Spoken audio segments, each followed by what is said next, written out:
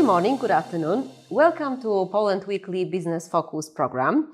Today it's my great pleasure to have in my studio Julia Boguslavska, an Ukrainian lady, Ukrainian woman, entrepreneur who has been based in Poland for 10 years. Yes.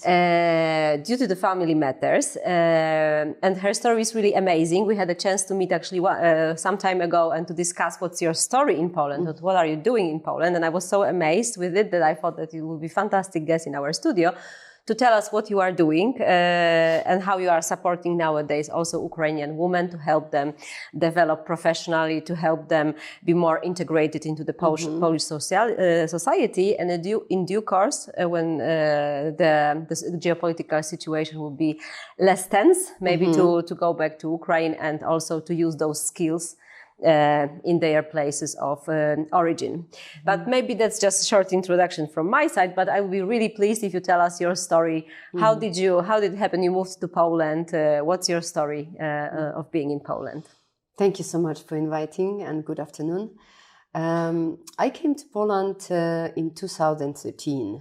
I was happy to find a job in a big company using English as a working language. But I felt some kind of psychological pressure that it's not enough to be accepted in the society and to feel good also for myself. I was really longing to integrate with not only the business environment, but also in terms of local community. I never had any Ukrainian contacts almost for 10 years of living in Poland since in Wrocław also, let's in add, Wrocław, right? Yes. I was based in Wrocław from the very beginning, and this is where I started also to develop a career in corpo, and then later opened my own entrepreneurship. However, life treated me, as many Ukrainians last year, in a cruel way. I never had a possibility to support Ukrainians in 2014. There was no special infrastructure. People didn't write or speak about that a lot. There was a time of Maidan and acute situation in Kiev where I was quite loud in Europe in terms of political situation. But then in the next half year from I think 2015, nobody specifically focused on that. And I know third sector and many NGOs, including the one who later on accepted me under the wing of a big foundation, gave me a chance to develop my own NGO in Wrocław. But I didn't feel the potential that I could develop it at that point of time, because definitely there was not so much support around the war subjects. Yes, so it's learning by doing, because your experience, Exactly. you use it now for the foundation that you mentioned, Ukrainian women in Poland. Yes, and this is the objective, to support other women from Ukraine, to give them these lessons learned from your experience, how to be better integrated into the society and how to actually be the part of the community, yes? It was crucial for me to give Ukrainian women a chance to try themselves in their new environment and to make their way to integrate with local society a bit shorter. I know that everybody has their own path, and we all are learning by failures and successes. But last year was not really a time for success for Ukrainian women. It was heartbreaking for me to observe how it damaged my society, how it damaged mental health of refugees, how kids are suffering, being totally lost. It was very important for me to take care also of even Polish kids who were not prepared to face such a situation in schools, in museums, and actually find their place in this whole situation. And from the very beginning, I didn't want to focus on short-term support. For me, it was obvious that I don't possess such a huge infrastructure to assist regularly with transportation inside of town, or accumulate some food or pampers or any kind of humanitarian aid, as many organizations did. So I have chosen the way to pass my knowledge and experience of Polish life, to share with them how we can do it together. And even before 2022, I had an idea to create an entrepreneurship club for Ukrainian women. It never came to success because any unpaid, not commercial initiative normally doesn't survive long as an idea unless somebody is sponsoring that. That was a great adventure for me to approach one of the biggest organizations on Lost Silesia area and ask them to help me to start it up. So I treated it from one side as a great thing to do to help others, but I think in that way I also help myself to pass through that dramatic experience.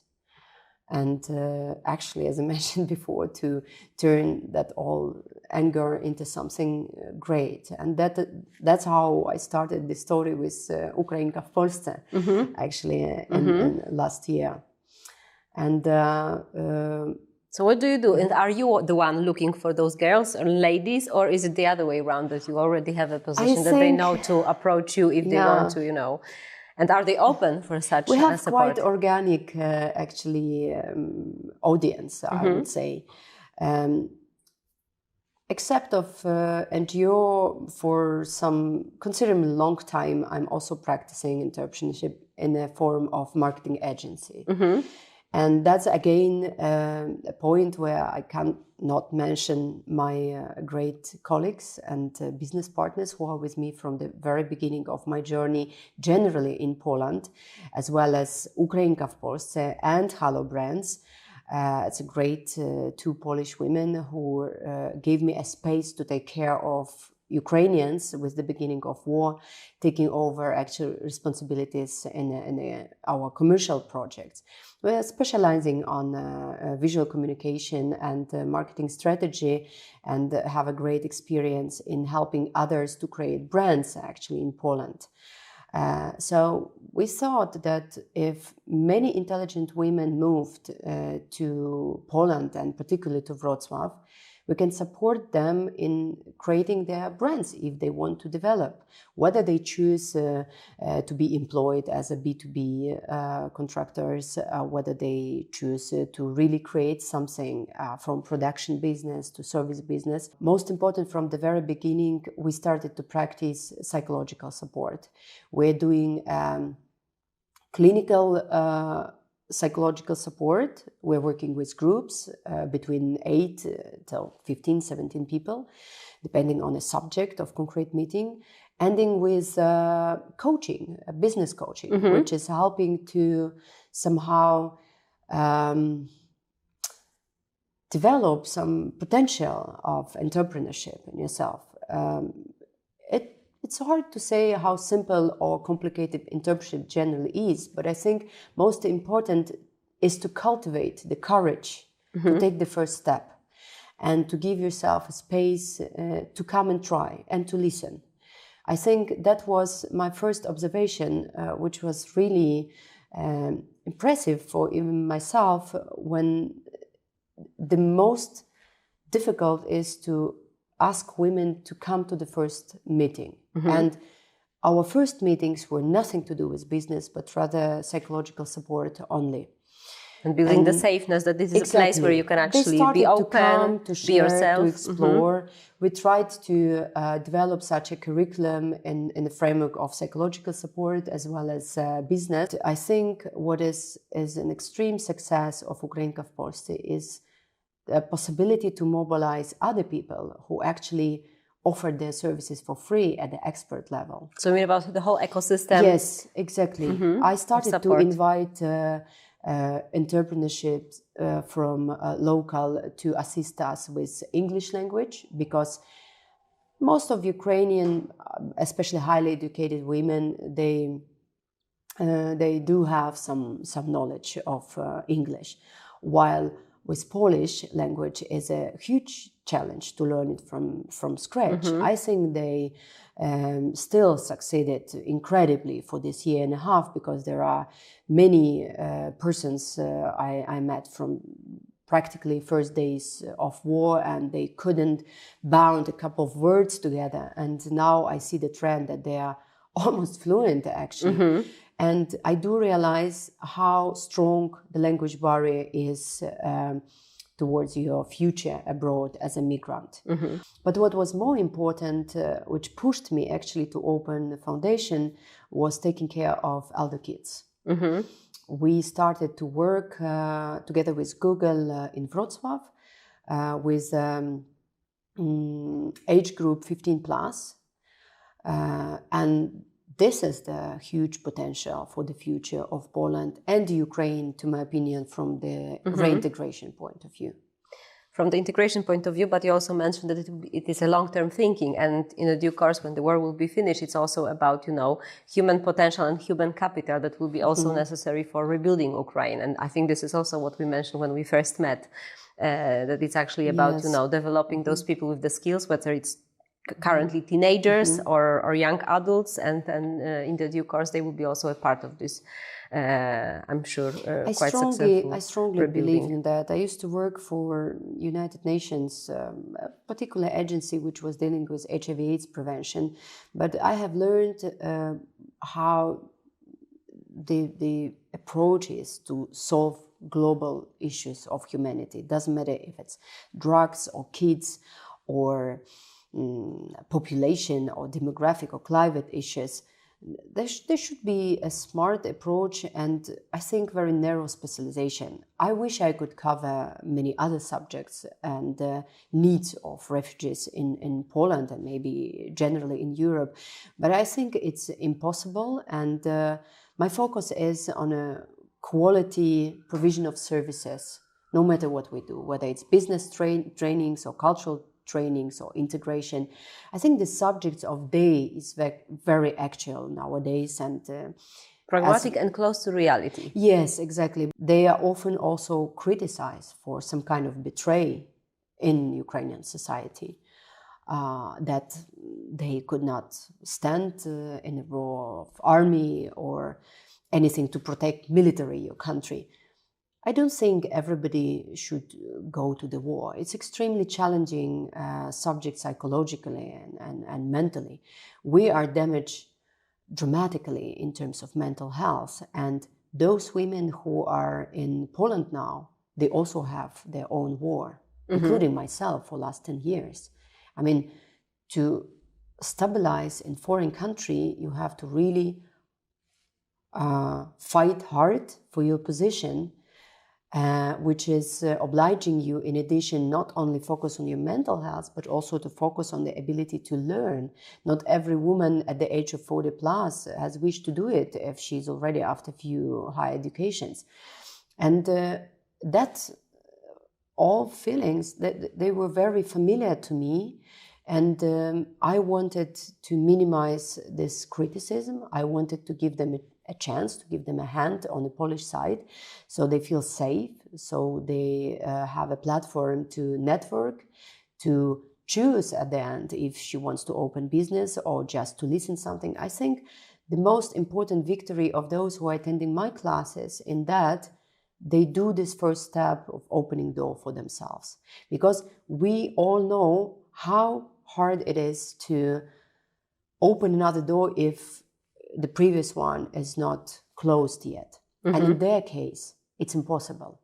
We will never close the door to Ukraine for ourselves. I know it by myself for all last 10 years. And I'm pretty sure that this is a destiny of every woman. At the same time, to open a new door, including private challenges of bringing up kids, especially in a teenage age. That was a big challenge. I was considering, how can I help now the youngest one? Because many of those children are performing as their fathers. They are often bringing up the younger kids because mothers were escaping from war with 1, 2, sometimes 3 kids. In addition, somebody took their grandparents or just parents. And those all women were coming to the classes, but they were sharing the experience, how challenging it is for them to fight in a school, not only for their own position as a newcomers of Polish society, but in addition to fight for the position of their kids. But I also think the more we talk about diversity and understanding, it's about how much you contribute and whether we share the same values and not necessarily where are you from, I think.